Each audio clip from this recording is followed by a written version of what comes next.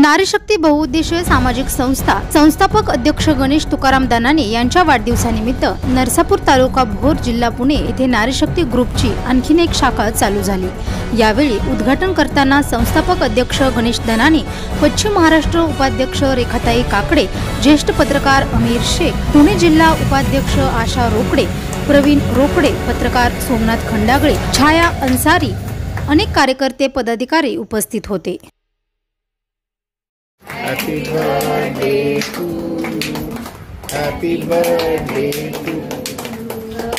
Happy birthday Ganesh sir. मी आशा प्रवीण रोकडे, नारी शक्ती बहुजन समाजाकडून मी नसरापूर येथे महिलांसाठी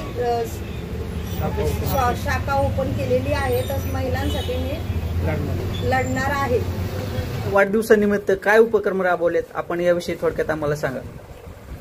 आज माझा 33वा वाढदिवस आहे आणि वाढदिवसानिमित्त नारी शक्ती बहुउद्देशीय सामाजिक संस्थेच्या वतीने आम्ही ज्या मुलींना शालेय वस्तूची गरज असते, शैक्षणिक खर्चाची गरज असते, तेव्हा मुलींना आम्ही 1 वर्षासाठी त्यांच्या शालेय वस्तू वगैरे सगळं दत्तक घेतलेले त्यांना आम्ही एक संस्थेच्या वतीने अशा 10 मुली आम्ही घेतलेले आहेत संस्थेच्या वतीने दत्तक। म्हणजे 10 मुली 1 वर्षासाठी तुम्ही दत्तक घेतलेल्या आहेत, म्हणजे शैक्षणिक खर्च तुम्ही त्यांचा 1 वर्षाचा तुम्ही भागवणार आहे संस्थेच्या माध्यमातून। आम्ही या संस्थेच्या माध्यमातून मुलींचे जे वस्तू लागतात, त्यांचे ड्रेस असो शाळेचा, त्यांचे शूज, बॅग, वह्या वगैरे जेवढे वस्तू असतील ते सगळे वस्तू संस्थेच्या माध्यमातून आम्ही त्यांना पुरवणार आहे। आपल्या संघटनेचं व्हिजन काय आहे, ध्येय काय आहे आणि पुढील वाटचाल कशा प्रकारे असणार आहे?